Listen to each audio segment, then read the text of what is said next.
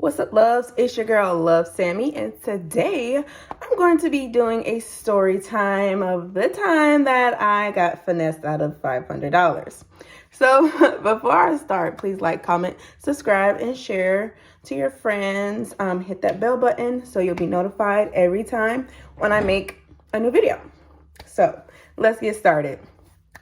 So it all happened when I went on Facebook Market. Now, it's not like Facebook Market is not like eBay and other type Amazon, those type of websites to where it's just like, okay, they're more put together. Like, I don't know about how long Facebook Market has been up and running, but I'm pretty sure their customer service is okay, but it's not like eBay and Amazon.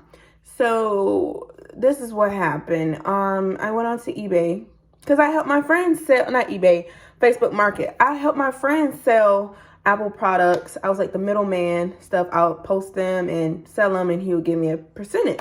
And my friend was selling them for really good deals. Like, he had the iPhone 12s for $950, and those usually, especially back then, they were like $1,200. So I'm like, okay, my friend, and they're legit products and everything. And if you guys ask me, no, he's not doing it anymore. He's out of stock at the moment. So yeah, I can't help you with that at this time. But back then, that's what me and him was doing, and make a little bit of extra money. So I'm like, okay, that's cool. But then it was my turn because it was time for me to upgrade. And my friend had stopped selling the products by the time I wanted to get some. So I couldn't go through him. So I went on Facebook, and, you have a listing, you search what you want, and it'll pop up. And I saw this good deal. It was a iPhone 11. And so it just said $500 and everything like that. Okay, cool. So we had a conversation with this guy. I forgot where he stayed. Probably like Decatur, somewhere not too far.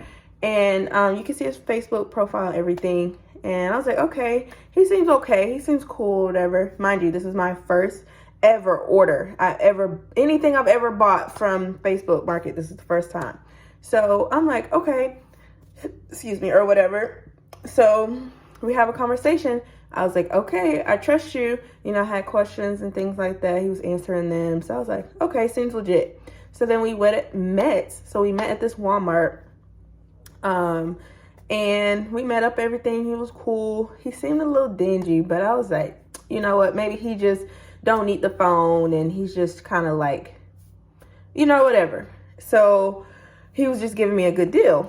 So he was trying to flirt and everything with me through Facebook Messenger. He was calling me pretty and stuff like that. And then even when we met up, he was calling me pretty and things like that. So I was like, okay, cool. Appreciate it. And so we met up, and he kind of parked far away because I was thinking to get like his license plate number just in case if something did go wrong, even for your safety. And I went by myself, and you're really not supposed to do that, especially as a female, and you're trying to buy these products, especially like iPhones and stuff like that, Jordans. People go crazy over these materialistic things for some reason. But that was one mistake. I should have went with someone. Even if you're a guy, depending on what it is, especially if it's a lot of money involved, I would recommend bringing somebody with you. It doesn't matter your gender or age or whatever. You should still bring somebody with you. And that's where I messed up at. So we met up. He parked kind of far away, I guess, because usually, crooks, they know what they're doing. So I guess he parked so I couldn't really see his car and his license plate. So we met, this and that, woo woo. And so I tried to go through the phone, and I didn't really go through it. So I just looked at it, said, hello, starting up. And I was like, okay, so cool. And then he was starting to get kind of rushy after a while, because I guess I was trying to go through the phone. And so I was like, okay, I could kind of tell he was rushing. So I was like, okay. And it was raining and stuff. We didn't want to sit outside or just sit there, stand there just because it's raining. So I was like, okay, well, everything looks good. He was about to walk off. And I was like, oh, so what's your Cash App? Like, you finna walk off with this phone, or walk off and you just gave me this phone and you didn't even make sure that I gave you your money, which was kind of like to me, I process things kind of quickly when it comes to stuff like that. So I'm like, part of me is just like, you know what? Because when you're doing stuff like that, that should just already be a red flag. Like, you're not even trying to make sure you're getting this money. So I sent him, I cashed out it to him, and cool. So I'm sitting in my car trying to go through the phone and everything. And I know how the process is of getting a phone that somebody gave you and not through like a carrier, like a store, like official store, like from person to person. You have to put in the person's old phone number, or you have to put in the person's last password. So even though you reset your phone and everything, if you're trying to give it to a whole nother person, just person to person and not through like a store, just person to person, then you have to still put in some additional information from the previous person who had it. It's just how Apple has it set up for security purposes, which I understand, but it's a little too much to me in my opinion. So I'm at that point, it's asking for the previous person's Apple ID, and sometimes it'll ask you for the passcode and stuff like that. And I've already know this process because I gave my friend my phone and it asks the same type of questions. So I was like, okay. And then I get to this point, I'm like, well, he didn't give me, he said it was his girlfriend's phone and she wanted to sell it. She upgraded, so he was just trying to get rid of it. So I call him. I'm like, hey, I'm kind of panicking at this point because to me, I just feel like it was a setup. It was a scam. So I call him. He didn't pick up twice. Then the third time I called him, he picked up. He was like, hey. I was like, hey, so it's asking for her additional information, like her password. Can you tell me over the phone or just come back and put it in? And so he was like, because where the Walmart is, we was by the interstate. So I guess he just got on the interstate and went back home. And so he's like, yeah, I'm by exit so-and-so. I'll just come back. Okay, so it shouldn't have taken him about maybe 5 minutes at the most. So I gave him 5 to 7 to 10 minutes. 10 minutes, 15 minutes done passed by. And I'm like, okay, I'm trying to stay calm. But at this point, I'm like, okay, he couldn't have got that far. It's 15 minutes. He just left. So I'm like, So I give him a call, and I don't remember exactly because this was in January of this year. So I don't remember everything, but I think I called once and then it went to voicemail. I called again. Sometimes I kept calling him and he wasn't answering. And then after a while, he just blocked me. He blocked me. So at this point, I call my friends, my close friends, and I'm like, hey, I explained to them what happened. And they're like, are you serious? Like, I know y'all are probably like, you're so like crazy. Why would you even do that?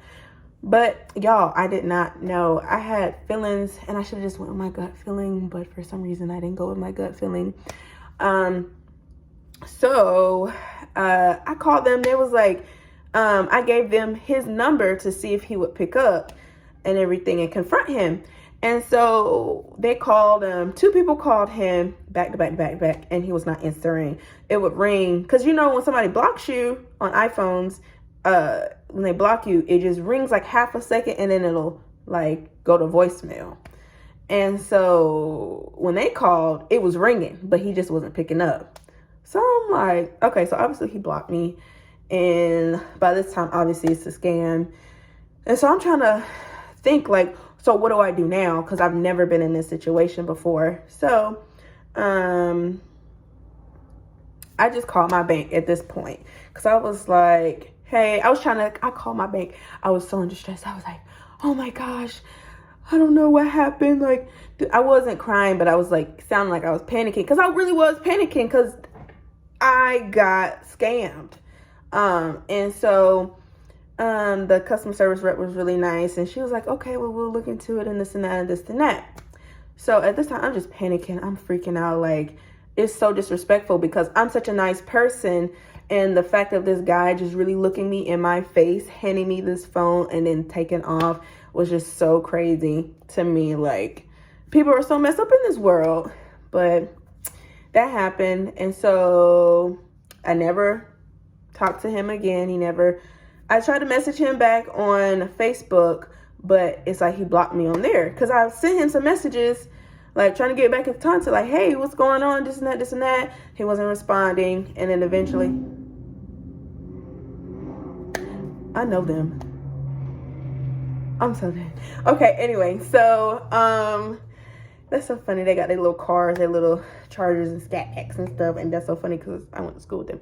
So, and I know one of them. So anyway, that happened, and so a couple days later, the bank gave me my money back, and I was so scared because I was like, what if they don't?